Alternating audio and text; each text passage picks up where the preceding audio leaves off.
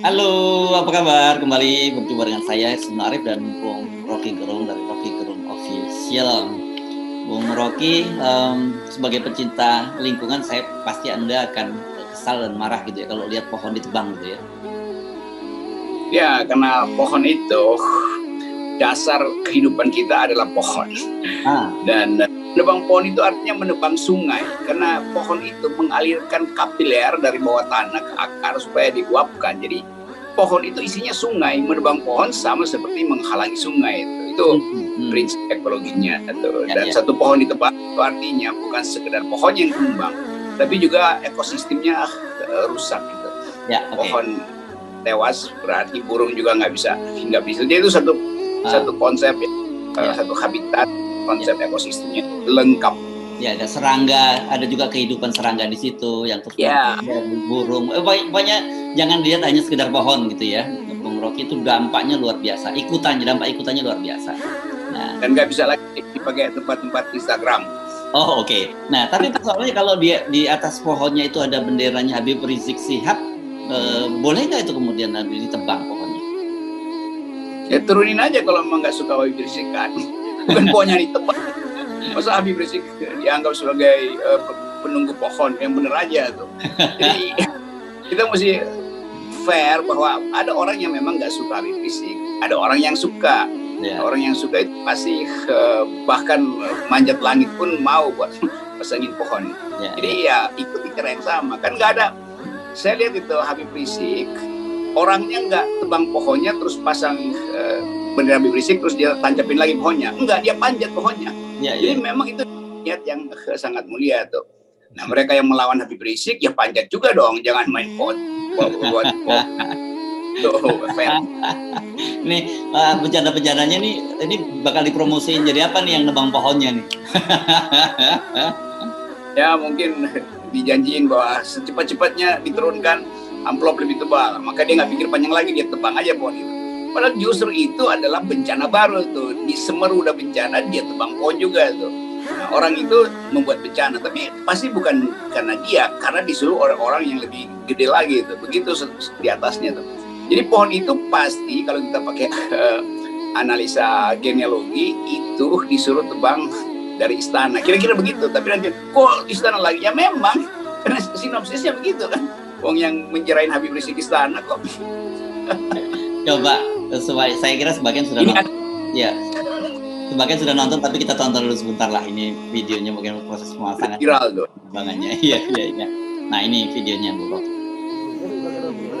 Pemasangan bendera IBHRS.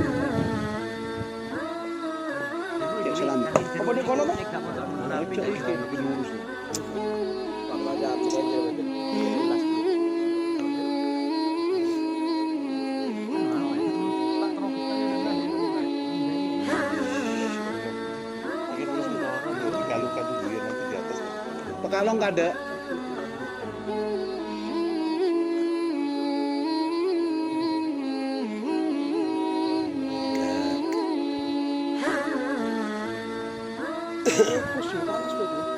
Panas Gus, panas. Ada telur mateng Gus.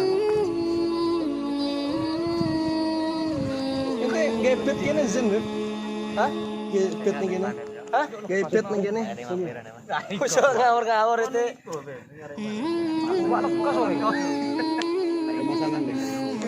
Pemasangan bendera IBHRS. Allahu Akbar. Allahu Akbar. Allahu Akbar. Allahu Akbar.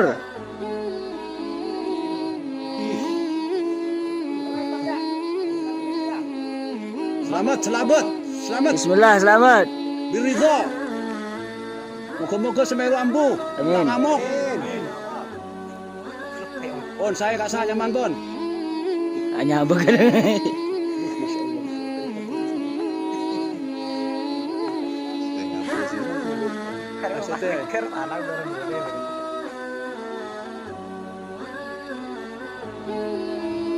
Masya Allah berkibar. Yorop. Paten. Langsung paten. Bersama teman-teman Laskar.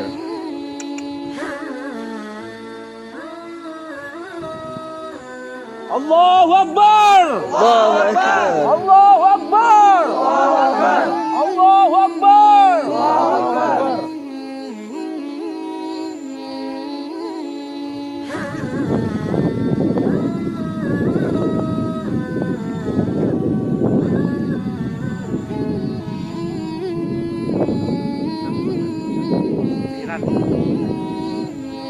Satu pohon kita. Ini memang ditujukan untuk Habib.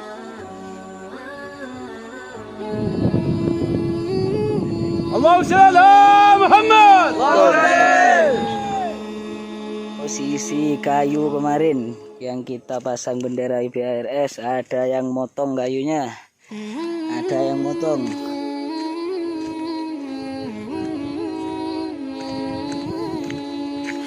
Kita selamatkan benderanya, kita ambil kembali.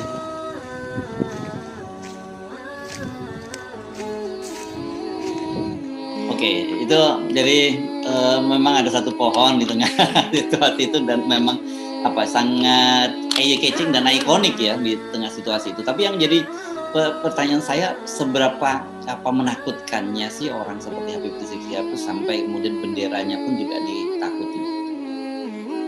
Karena semacam instruksi online, jadi instruksi digital Habib Rizik itu nyampe ke kaki Gunung Semeru, yang menyebabkan orang punya solidaritas kan Habib Rizik minta supaya FPI bantu kemanusiaan.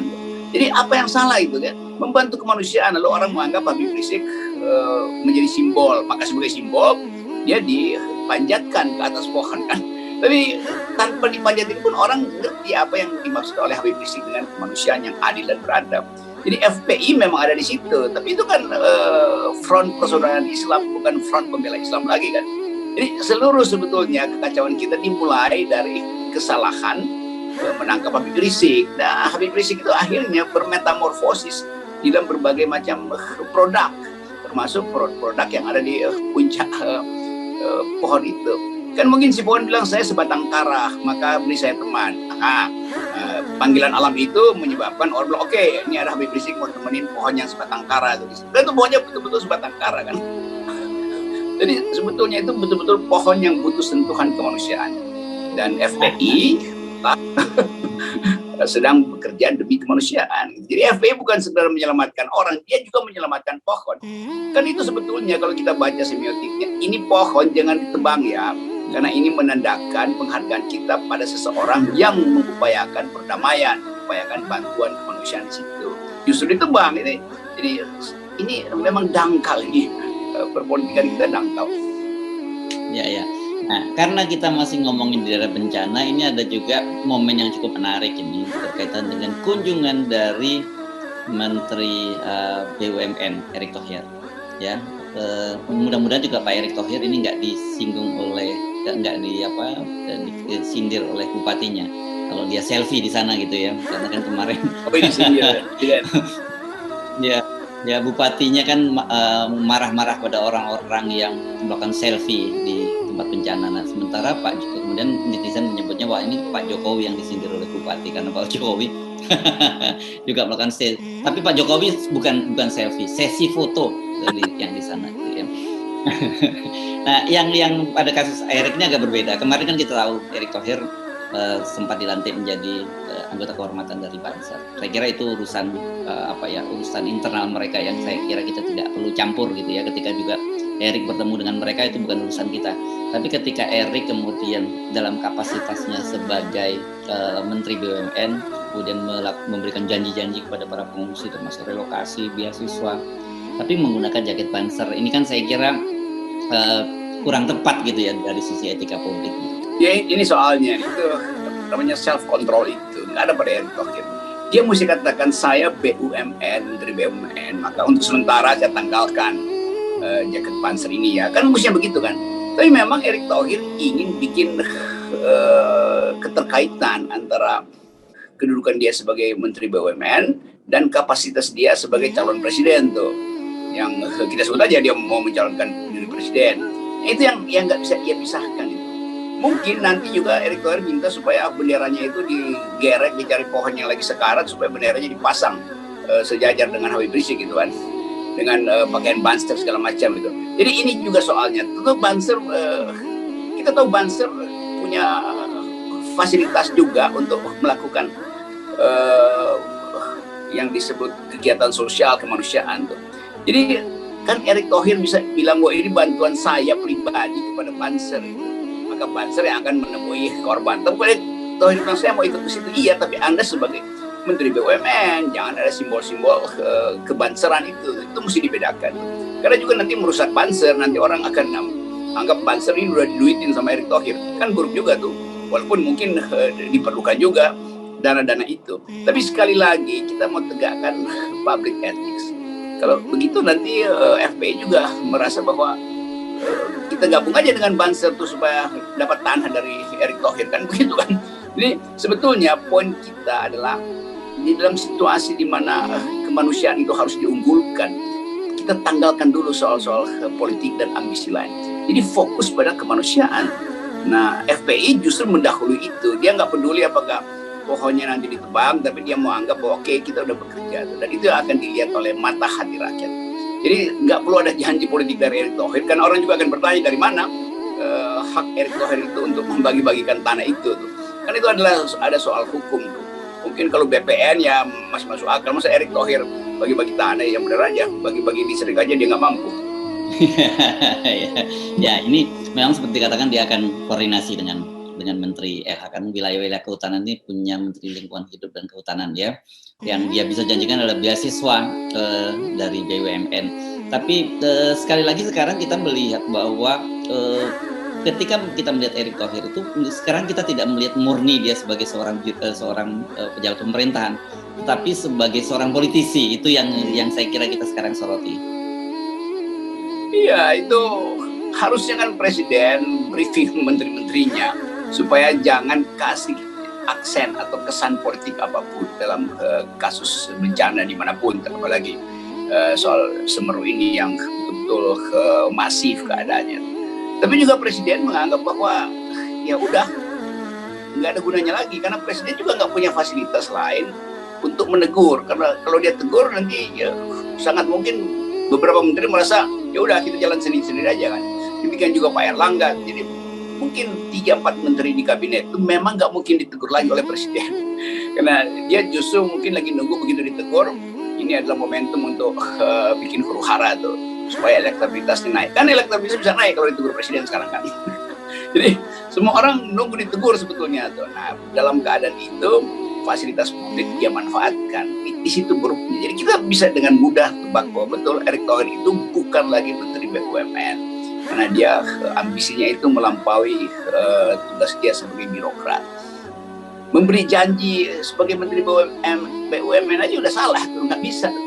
Kan mesti Menteri Sosial nanti yang janjikan tuh, saya akan berkoordinasi dengan Menteri BUMN tuh, lihat hitung kerusakan dan mungkin kita bangunkan rumah. Nggak bisa Menteri BUMN langsung bikin janji di situ. Itu tupoksinya aja udah kacau. Itu bencana, itu fungsi dari Menteri Sosial. BUMN nggak ada urusan di situ. Ya. Jadi memang kita mesti siap-siap ya. Sekarang kelihatannya setiap kali ada bencana, di satu sisi ada orang yang menderita, tapi di lain pihak ada yang menganggap ini sebagai panggung politik baru yang mesti dimanfaatkan semaksimal mungkin. Itu menandakan ini mereka kabinet menteri-menteri yang ingin nyapres itu memang nggak punya konsep. Dia cuma memanfaatkan semua momen, bahkan momen bencana pun dia tunggangi kan. Itu kan korupsi batinnya luar biasa kan. Dan itu hal yang sebetulnya secara etis itu betul-betul nggak bermutu itu.